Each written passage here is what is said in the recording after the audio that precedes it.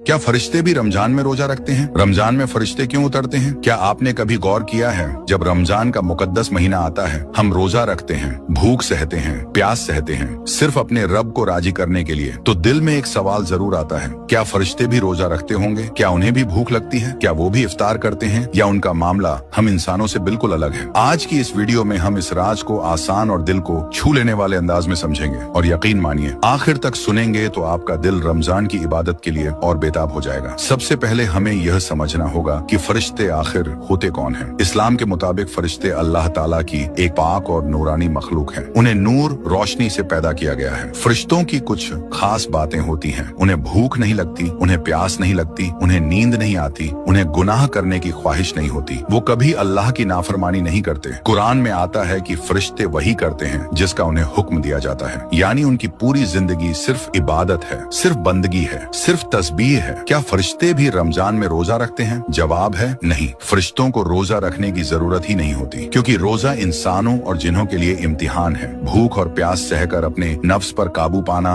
अल्लाह के लिए सब्र करना, यह इंसानों के लिए है। लेकिन फरिश्ते तो वैसे ही हर वक्त इबादत में मशगूल रहते हैं, उन्हें किसी टेस्ट की जरूरत नहीं। लेकिन रमजान में फरिश्ते क्या करते हैं? अब यहाँ सबसे खूबसूरत बात आती है। रमजान में फरिश्ते जमीन पर ज्यादा उतरते हैं। हदीस शरीफ में आता है कि फरिश्ते मस्जिदों में आते हैं, कुरान पढ़ने वालों के पास बैठते हैं, जिक्र करने वालों को घेर लेते हैं, दुआ करने वालों पर आमीन कहते हैं। जरा सोचिए, आप अकेले बैठे कुरान पढ़ रहे हों और आपके आसपास फरिश्ते मौजूद हों, यह कितनी बड़ी सादत है। एक और अजीम खुशखबरी, जब इंसान रोजा रखता है, भूखा प्यासा रहता है, अल्लाह की रजा के लिए सब्र करता है, तो फरिश्ते उसके लिए दुआ करते हैं। मतलब आपका रोजा सिर्फ आपका नहीं, आपके लिए आसमान से रहमतें उतर रही होती हैं। शब-ए कद्र, फरिश्तों की सबसे बड़ी आमद, रमजान की सबसे मुकद्दस रात शब-ए कद्र। कुरान में आता है कि इस रात फरिश्ते उतरते हैं। उलमा बताते हैं कि उस रात इतनी बड़ी तादाद में फरिश्ते उतरते हैं कि जमीन भर जाती है। हर जगह, मस्जिदों में, घरों में, इबादत करने वालों के पास, दुआ करने वालों के पास, यानी जिस इंसान ने उस रात इबादत कर ली उसकी तकदीर बदल सकती है। फरिश्ते हर जगह नहीं आते, वो खास जगहों पर आते हैं, जहाँ अल्लाह का जिक्र होता है, जहाँ कुरान पढ़ा जाता है, जहाँ नमाज होती है, जहाँ सुकून और पाकीज़गी होती है। लेकिन फरिश्ते उन जगहों से दूर रहते हैं जहाँ गुनाह होते हैं, जहाँ झगड़ा होता है, जहाँ गंदी बातें होती हैं। इसलिए रमजान में हमें अपने घर का माहौल भी बदलना चाहिए। रोजा सिर्फ भूख और प्यास का नाम नहीं, रोजा है